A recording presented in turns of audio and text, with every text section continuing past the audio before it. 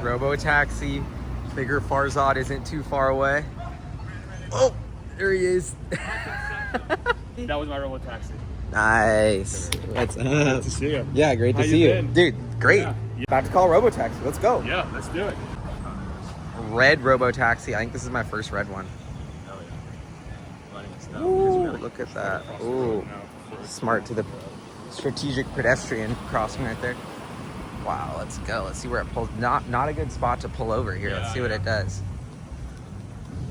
That's the one thing I've noticed with these Robotaxis is the drop off, like where it picks you up from and where it drops you off from. It could use a little bit more work. I mean, that's okay. But it finds a good spot. Like it found you know half a block away and it's tucked in well. It's tucked in well. It's like it's safe. It's still kind of a pain in the ass that we got to walk, but it is what it is. I mean, it's such a first world problem. Look at my self-driving car. It's like 300 degrees today too. Yeah. But it's okay. I mean, we get to ride in a self-driving car. You know, it's like it's so sick. Wow, here we go. Robotaxi ride number 11. Let's do it. Fired up. Can't get enough of the logo. Yes, sir. How's it going? Hello. Hey, what's up? Don Juan. Favorite part right here. Don Juan. So I'm trying to go to the kind of across town. Yeah. Sort of a little bit more. Yeah. A little bit more. I haven't really been able to like test it in any like crazy situations. Yeah, there's a lot of like what I found is the biggest challenge we had so far was when we tried to do a drop off at an intersection, and then I was riding with Hans. Hans held it on his phone, and then he about a block away from our destination, he said, "Drop me off now," because you can do a "drop me off now" thing on the app and on the screen. Oh yeah. And that, I think him doing that, like, forced the Robotaxi in an awkward situation. Yeah, there's a couple pedestrians walking right now. Nice, crushing. Yeah.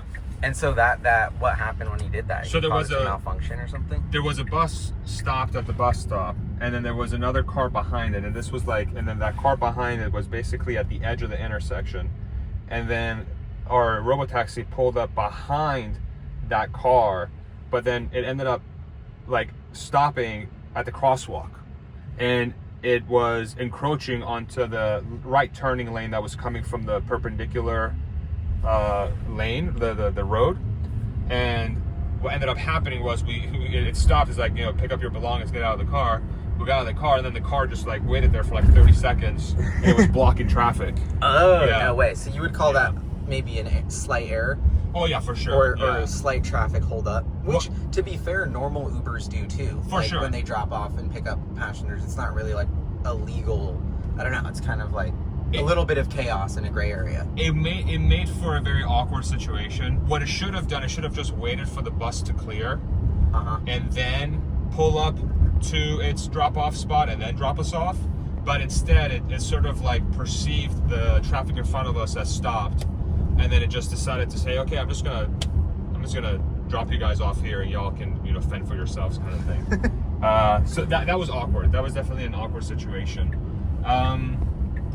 And then there was also another situation we had where I actually wasn't filming, and the car was about to make a left, like a bend, like a left bend, and then about 100 feet from the bend, it decided to get in the middle lane and then try to make a left turn into a gated community, and then the safety rider actually stopped it. Wow! He had either pulled over or stopped in lane. I forget which one he hit, but he hit one. And that was almost fun at the time. And then I noticed the car stopped, and I'm like, "What just happened?" We like stopped in the middle of the road in one of like those middle lanes where you can make a left from, you know, like one of these. Oh yeah, in the yellow kind of in the middle area. And then he phoned home. He phoned support. Yeah. No way. And the support lady was like, "Hey, what's going on? How can I help you?" Wait, this is crazy. Yeah, he was like, it looks like the car was about to make a left into a gated community, but you should just be able to give a signal you should just be able to tell it to keep going straight. He's like, "Okay, no problem." And then she sent a command to the car to just keep going straight, and then the car went. Wow. Yeah, so it wasn't like basically teleoperator called in help, and then the help controlled it almost. I don't know, and that's the interesting part. I don't know if Tesla actually like actively beamed in and like used the steering wheel and pedal to drive the car. I think what happened is they gave a command to the car that said, hey, continue onwards. And then the car decided how to continue almost onwards. like pressing the accelerator when you're on FSD, and you're kind of just like encouraging it. Exactly. Like that kind of intervention. I think that's what they did. They just gave it like a general command that says continue onwards. Interesting. And the car... Oh, look, this guy's making a left. Yeah. Nice. Do that, no problem. Wow, so you've seen a couple, because I was just checking X, and there was a clip of like disengagement that Dave Lee had or something. Yeah, it was one of the first ones caught on video of like them kind of tapping some sort of thing. So it was the UPS truck trying to back up. I think it was, right? There was a UPS truck that was trying to back up. The famous UPS truck. Yeah. And then the safety rider told the car to stop. I think he had stopped the lane. And then, but that was weird too, because I think the UPS truck was trying to go on the curb. So it's like, it was a very, very unique situation where you wouldn't typically see a UPS truck go on the curb in that location, but maybe he does, and that's just where he drops off, right? Yeah. But I don't know how legal it is for a UPS truck to ride the curb and park on the curb of like a sidewalk, you know, I don't know. So, but those are the kinds of things that Robotaxi has to account for, you know. It's like there's going to be a lot of things like that. Yeah. And I feel like it's cool that these. Oh boy. Whoa. This guy. What the hell was he doing? And that guy's car already's got he's already got like 3 dents on his car. That guy. He's got What like 3 a dents. lunatic. Nice. And wait, so we were gonna go right there, but I think now it. Oh no. No, I think we're going straight. Oh, I meant, sorry, I got confused with the turn signal. This person is crazy. Yeah, that guy almost got in a crash right there, but. So I'm sure we caught it on camera. So the guy was trying to make a U-turn, and then he just stopped. He gave up mid U-turn. Honestly, pulling like a Waymo kind of move. Yeah. That was. I'm glad we caught that on camera, and the car handled that. I mean, flawlessly. Like, it did exactly what it was supposed to do. Just slow down and be like, "What the hell just happened?" Yep. And kind of just like wait for that to clear. That was wild. I'm glad you caught that on camera. Holy moly! I see stuff like that here all the time. And I feel like it's cool that it even in these minor kind of like where the car needs intervention, it's not like a crash or something. Like, I don't know. I wasn't really thinking that through, but it's like, oh, there's all these systems in place for when the car doesn't know what to do. Yeah. To kind of like see, look, there's some buttons on the touchscreen there that are new to this interface. Yeah. But so there's a way to kind of get us out of trouble without even noticing it. Yeah. Like, so I feel like that's kind of a cool safety feature. And obviously, 100%. like, I feel like they got to be building the safety track record of this, like, right now. Yeah. You know, like, safety resume. Like, how many rides are perfect, building that data, sending it to regulators. That seems to be for sure super important, probably. For sure. Yeah, I think we'll have an idea of when Tesla's at a point where they can really execute on that at a very high level.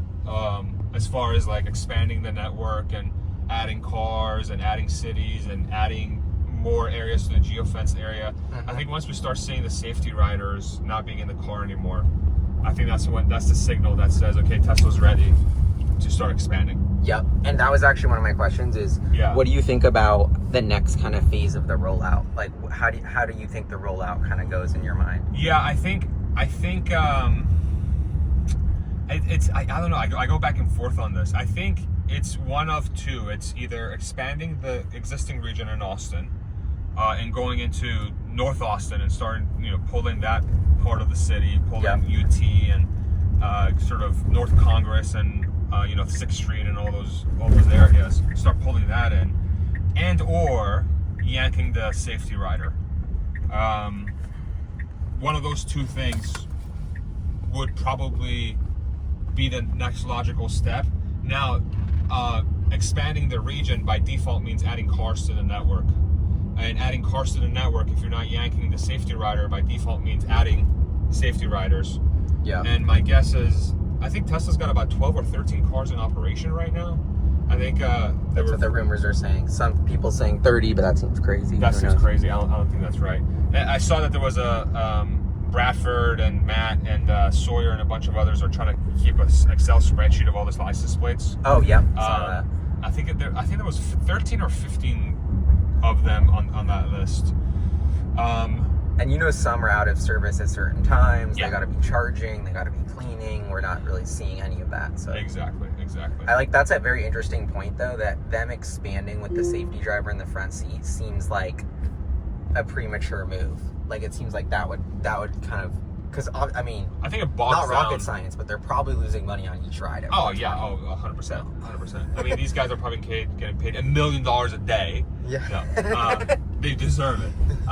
But it would, even if like this thing does, I don't know, like 20 rides a day, that's only like, $90 at the current rate of 420, right? Whatever it is. And I'm sure these guys are getting paid, well above that. I mean, well, significantly above that on a daily basis. Plus you have charging, plus you have, your wear and tear and depreciation and insurance. The cost of the car itself. Yeah. So, it's not going to be, that's what I'm curious of. I don't think it's going to be as much of a profitability cakewalk as some people are saying. Like, I think it is kind of this idea that you go from selling the asset outright and just making money to like operating it yourself. Yeah. I think there's going to be some growing pains, like learning that cycle and that kind of stuff. There will definitely be growing pains, but I do think the economics of it will just prove itself out, because yanking the driver is going to be such a huge cost savings for this thing. So like, relative to everybody else, this thing's going to have so much market share that they're just going to get majority rides, because they're going to be able to operate at a lower cost than everybody else, because their cost per mile is going to be so much lower than everybody else. Totally. But it will take a little bit of time for sure. Okay. Perfect. We are at wow. location. Another flawless drive here. That's ride 11 for you? Yep, ride 11. Right. Cool. Perfect. Thank you very much. Have a good day. You too. There we go. Never gets old stepping out of the Robotaxi. Never gets old.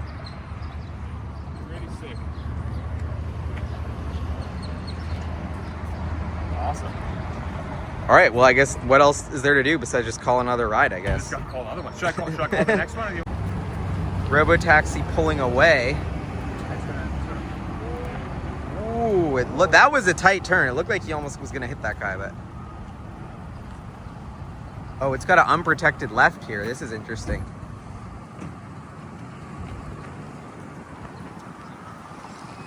Unprotected left, Robotaxi just doing its thing.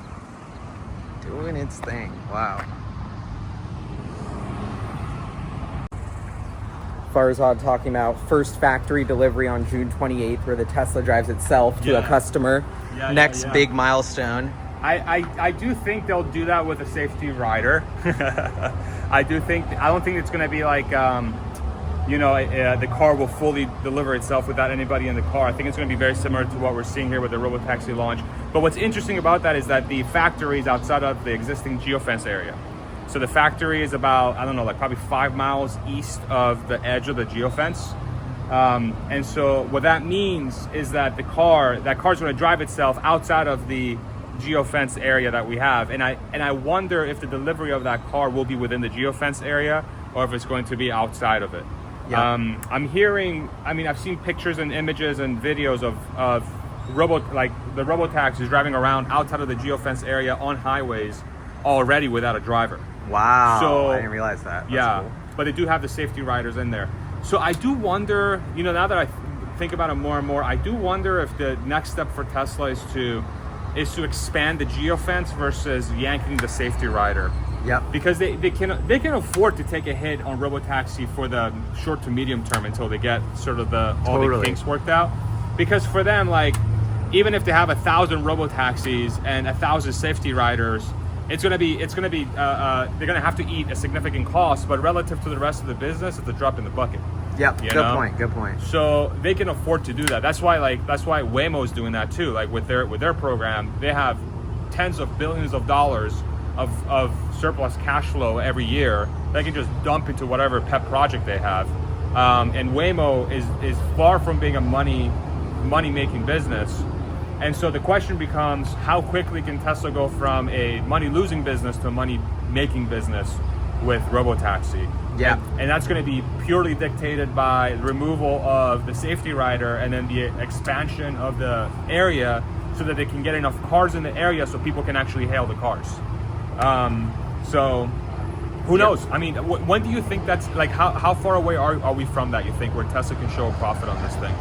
Ooh, I was trying to crunch the numbers the other day because I feel like it's at least, like, there's some angle of depreciation that they're going to do with the Robotaxi, so depreciate the asset over time. So it's not like they have to make 30 grand in the first year to be profitable on it. Yeah. From an accounting perspective. Yeah. But that would be from a cash flow perspective, I think. But I don't know. I think it's super up in the air how it kind of goes. My guess is they're going to be putting so many new cars in the fleet that it actually kind of is either flat or like a negative cash burn for a while, because even if like these first 100 cars start to get profitable, let's say, then they're going to add another 100, then another 1,000, then 10,000, then 50,000. So there's going to be in this kind of like flywheel of like constant fleet expansion. Yeah. And just putting capital into that. I want to say I heard somewhere Elon said something about keeping it cash flow break even though.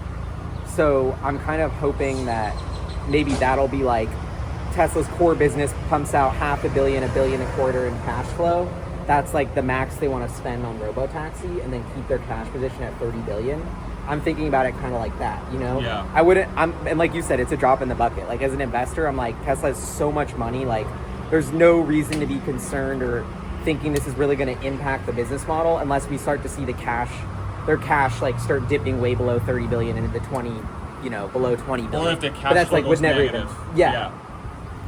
But that would never happen, at least for now, I think. Well, so I think that's part of the interesting discussion, because Q2 deliveries are not going to be good. They're going to be worse than Q1 from the looks of it. And no one cares, which I think is fascinating. I agree. It looks like it just people forgot about the delivery. Yeah.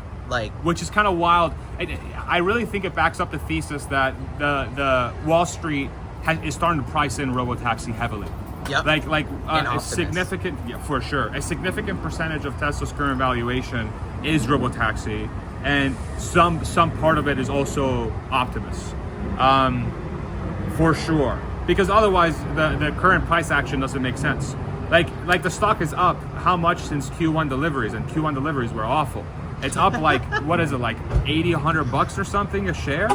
That makes no sense. Q2 is going to be worse than Q1, which is a very unfortunate situation, and there's a lot of theories about why that is. But if you look at the broader auto market, the auto market is in pain. I just saw a news report from this morning. BYD they're pausing night shift production at their factories. BYD, so they're cutting down their production by a third. Wow. And they have something like their days to pay suppliers is like 270 days. So it's taken them 9 quarters to pay suppliers because of how much like surplus inventory they have out there. Interesting. I just read an interesting Twitter thread about a potential kind of accounting scandal at BYD. Yeah. Which is, I think, kind of similar to what you're saying about. Yeah. I don't know how true that is, though. That's the challenge with these Chinese companies, is that they're so opaque when it comes to their accounting. Nobody really knows what the hell is going on, and the government backstops the hell out of them too. Yep. So it's like and BYD has this thing where they can, like similar to legacy automakers here in the States, but it's a lot more opaque in China. They can just dump cars on dealers, like willy-nilly, call that a sale, and then all these dealers are stuck with there's a Robotaxi with a LiDAR thing. I've been seeing a bunch of them here. So It's gonna drive. Oh, there it goes. yeah, they're mapping something. So look, that's a Tesla with a something on it. Yeah. Great spot. Yeah, they're mapping. Great spot. I've seen a few of those driving around in the last few days. I don't know what they're doing. I think that's just for some sort of like some level of mapping or some level of like validation of mapping potentially. Interesting. I think they have the mapping data from all the cameras, and maybe they're sending this thing to do a final validation to make sure, okay, yeah, that's the thing that you, it's confirmed. Just as a second layer of validation for them. Versus like what the other companies have to do, which is like do some heavy duty HD mapping. It looks like Tesla's just going through and doing one pass to just validate what they've seen on the cameras. Oh. Is my guess. I don't know for sure what that is, but we'll see. We'll see what the situation is with the auto market, because it does look like the broader auto segment is very soft. and Tesla's going to suffer from that too. But then the question becomes, if they are able to successfully release unsupervised, where people no longer have to pay attention to drive 99% of the time, like with their own personal own cars, is that going to be a demand lever for them? And it should be. Yes. Like, I don't see why that wouldn't be. Like, why pay for a RAV4 that you're going to pay more for per mile and it can't drive itself, when you can buy a Tesla for the same or lower price and it can drive itself without you having to pay attention? Yeah. You know, and how heavily will Tesla market that and push that? Yeah, I think you brought up two great points, which I was thinking. The demand lever, like the viralness of people seeing robotaxis around, talking about robotaxi rides, and then I was in the robotaxi being like, damn, like my friend Julian literally has one of these. Like, he owns a robotaxi. Like, you start thinking of it as, oh, it's not a Model Y. He owns a robotaxi. Like, that's so. I do feel like that'll be a huge. Like, even if these sales trough a little bit, this might last very quick. Might kind of pick back up quickly once people realize the viralness of self-driving. Yeah. And then I thought it was so interesting again how it feels like we're talking about this new business model. Tesla's reinventing its business model again. Yeah. Like, it feels like so many times they like all in the company on Model 3, you know, cash flow break even or negative, but this is the next product that takes our financials to this next level. Yeah. And so that's why Tesla to me is still kind of a startup, even though they're worth $1 trillion, because their business model is not at maturity. Like, this idea, we're not seeing not profitability from Robotaxi Rides. You know, you can say it's the PE is crazy, but there's really no earnings from the businesses people are buying it for, like you said, which is Optimus and Robotaxi. Right. So it's fascinating to see Tesla at this size once again kind of bet its company on the next business model, like kind of disrupt itself, like Steve Jobs style, like, you know, pace of innovation, and leaving on the table the easy minivan or the easy, you know, $20,000 two-seater car. Yeah. They don't even want to deal with that. It's just all in on Robotaxi. So. I agree 100%. And they're doing it from a position of strength. I think this is us. Let's go. Yeah. You're about to step in. Shout out to Pitch and Putt. Pitch and Putt. I'm going to turn this up a little so it's not too loud. Let's see if that works. Yes. Oh, this is that unprotected left. Yeah. Piece of cake. Piece of cake. Wow. There's a car coming too, but easy. You guys, it is hot today in Austin, y'all. Yeah. We got some heat. Dude, it is so hot. It's like, it's West Coast people not used to this. Yeah. The Texas. 91 with like 70% humidity or something. My back is completely and utterly drenched in sweat, so RIP to the person that's going to sit in the seat after me. Hopefully it dries up by then. My apologies. I showered this morning, you guys. There's another one. Me too. Of I showered pre-Robotaxi. Ooh. Yep. Nice. So they're doing something. No, see, we're in the arena, in the trenches here. Grinding. We're in there, bro. Grinding. We're in there. So yeah, it's what you like. The thought process you were going down on is like, I think thinking of Tesla as a startup company is the correct framing. It's a startup company that has a startup leader that is operating from a position of financial security. Usually when you have a startup, they are in a dire cash position, right? It's rare that you have a startup that has more than a couple years of runway, if that. Usually they're like operating on 6 months to a year runway. Yep. And that usually is the mechanism that like lights a fire under the leadership's ass to like make the thing work, because otherwise they go bankrupt, right? And like, you know, the culture is enveloped around that. Is like, guys, we got to make this work. We got to make this work. We got to make this work. Tesla somehow, like with Elon at the helm, they don't have that financial situation, but the company operates as if they have that financial situation, right? There's always this existential like culture in the company. It doesn't matter how big they are or what they're working on, because Elon is riddled with so much existential anxiety that permeates through the company, right? And then that's why you can take risks like this, where you are where you are taking the best-selling car in the world, and for the last 4, 5, 6, 7 years you've been working to get the best-selling car in the world to drive itself. There, like that is a categorically insane thing to do. And the reason why a lot of people don't think it's going to happen, it's because it sounds insane, and it is insane. Because when people think of self-driving, they think you need the maximum number of sensors to maximize safety. Elon's like, no. 9 cameras, 8 cameras on a computer, we just have to get really good at AI. And then most people are like, that's crazy. Like, no way. And he's like, yeah, well, we have to do that because otherwise we won't be able to get millions of self-driving cars per year because it's going to be too expensive to make self-driving cars because you're going to need all these sensors and all this complexity in the car. It's going to be almost impossible to do. So it's like, it's that first principles approach of like, if you want self-driving cars to be ubiquitous, you need millions of them. And the only way to make millions of them is by having a sensor suite that is very affordable and cheap to make. And for that thing to work, you need artificial intelligence. That requires an insane person. Like that is not a normal thing to do, right? Yeah. And it's like no company at this scale, this success, operates with the level of risk tolerance and startup DNA that I would say Elon and Tesla have, which is so cool. And I even feel like there was a few like tension in the executive ranks about going all in on Robotaxi. That was something I heard. I don't know. It's always like, is it how true are these rumors or not? Yeah. But like, I feel like I thought that was interesting. Like, people wanted the $20,000 car and like the cheaper thing, but it feels like that's just out the window and all the focus is on autonomy, which is... Yeah, I'm still very like conflicted about that. I still feel like, I don't know if this could be like just Elon working his magic, and it could be part of like him getting involved in politics, was getting a clear runway for self-driving regulation, so that he doesn't have to make a cheaper vehicle that drives it that has a steering wheel and pedal, because he just wanted to go all in on autonomy and say, screw creating a new, more affordable car from the ground up. We're just going to make the Cybercab, no steering wheel and pedal, and for that to work, I need to get regulation to catch up with where I want to be. Because the problem is, if the regulation doesn't catch up with Tesla's going to have idle capacity to the tune of millions of units per year, because Elon has said and has made the decision that they will not make more affordable vehicles in the millions of units per year with a steering wheel and pedal. Like, he's essentially going to cap that at 3 million units per year.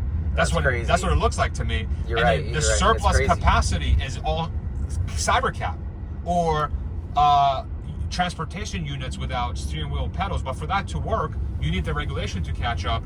So Elon's like, okay, well, instead of catering to the market, I'm going to bring the future forward by influencing policy. Right? And I wonder how much has the self-driving policy changed, like the rules and regulations? Because even this with Austin, it's like, it's crazy that they allow this to be legal. You know, like, so. Well, that's been the case for a while. Into it enough, but so this regulation here in Austin is actually very unique because regulation, self-driving autonomous vehicle regulation in Texas is at the state level. It's not the local jurisdiction level. And the reason why it's at the state level was because the state thought that having it at their local jurisdiction level would limit the technology's ability to go city to city or suburb to airport or suburb to suburb, right? Because if you leave it up to the jurisdictions, maybe it's like, okay, you can drive within Austin, but you can't go to Cedar Park, you can't go to Georgetown, you can't go to San Marcos, you can't go to San Antonio. Yeah. And so the state said, nope, it's going to be state level. We're going to regulate it at the state level, and then we're going to let the company dictate how safe they are. So they have to, instead of them proving to us that they're safe, we're going to allow them to operate and then shut them down if they are unsafe. Oh. That's how the regulation works in Texas. Innocent until proven guilty, almost? Exactly. And that's why Texas is considered to be so business friendly, is because the regulations bias towards risk taking versus proving that you're safe. Like, interesting. Like California is kind of the opposite. California is a little bit, they still have, I mean, obviously you have self-driving cars in a lot of parts of the state, but they require safety drivers, right? You have to have someone behind the steering wheel and pedal.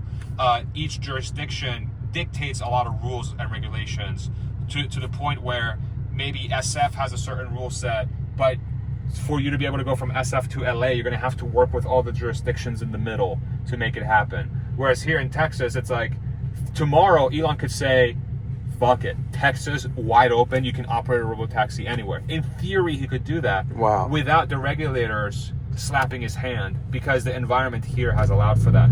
And then at the federal level, with this new Secretary of Transportation, Duffy, he took that tour of the Tesla facility, the Giga Texas, And he's very open about creating a federal framework for self-driving vehicles so that you can have state-to-state travel, or you can have a unified framework where Texas can have self-driving vehicles, and so can Oklahoma, and so can Louisiana, and so can Pennsylvania, and New York, and New Jersey, and like all the states, right?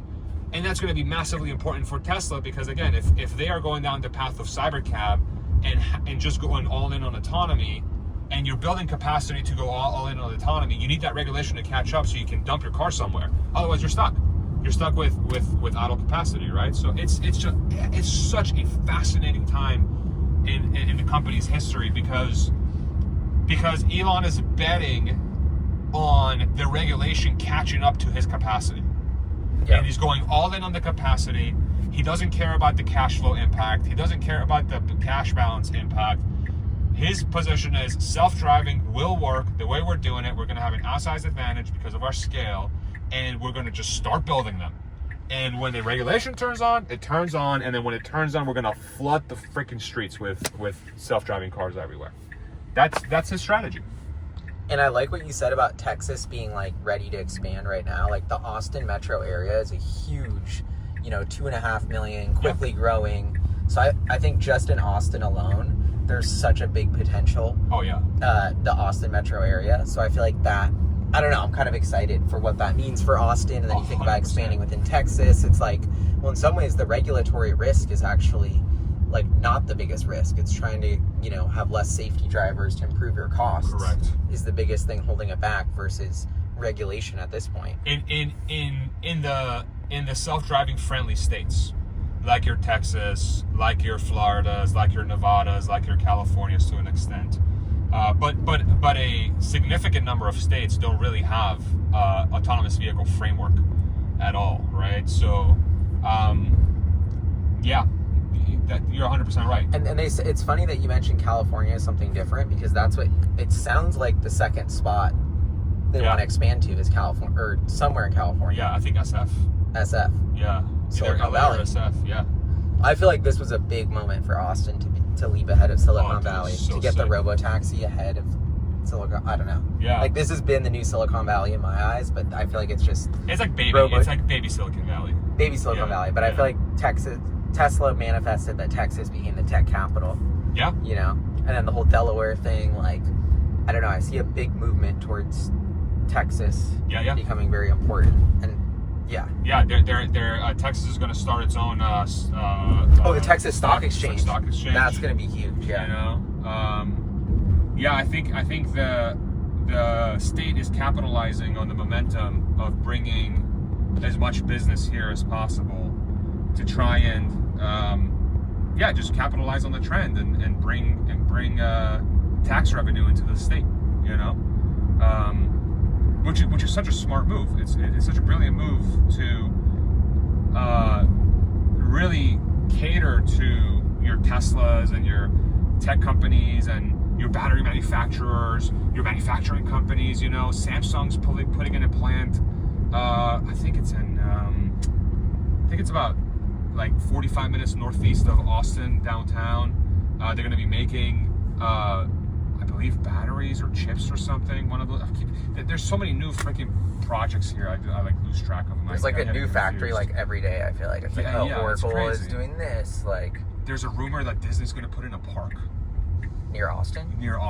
No way. Between Waco and Austin, between Dallas and Austin. Wow. Wait, it's a rumor. Like a theme park? Yeah. Yeah, but I don't know how accurate that is. That's like the gossip. The scuttlebutt. Love some scuttlebutt. Yeah. So we'll see. We'll see if that becomes the case or not.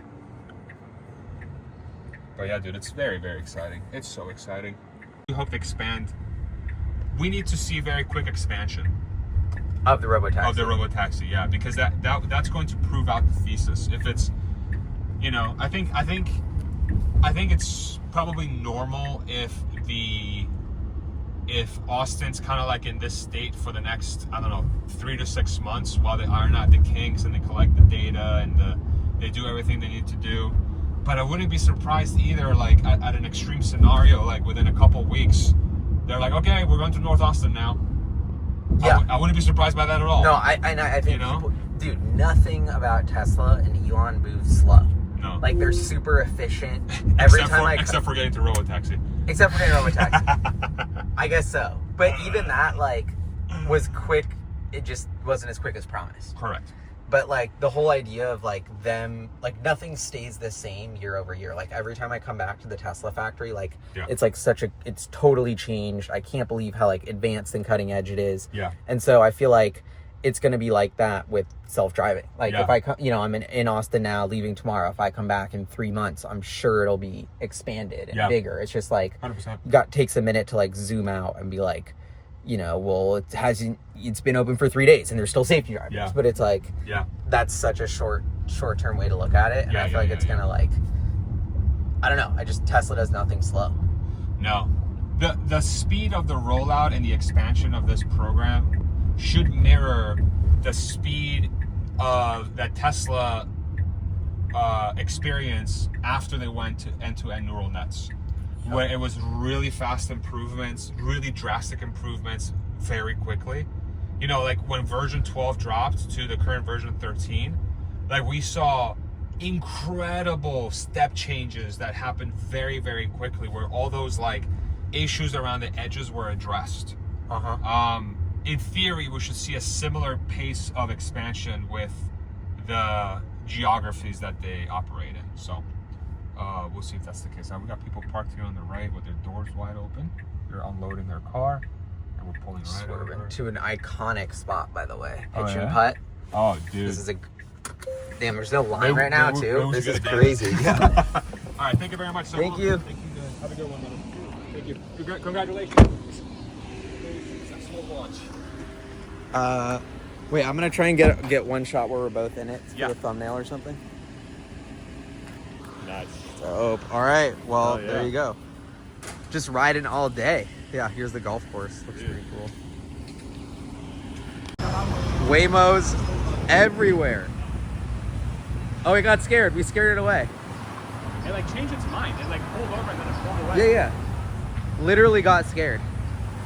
Maybe it was about to like beat you up. Maybe it's like one of these motherfuckers like throwing. Dude, literally roasting Waymo. All right.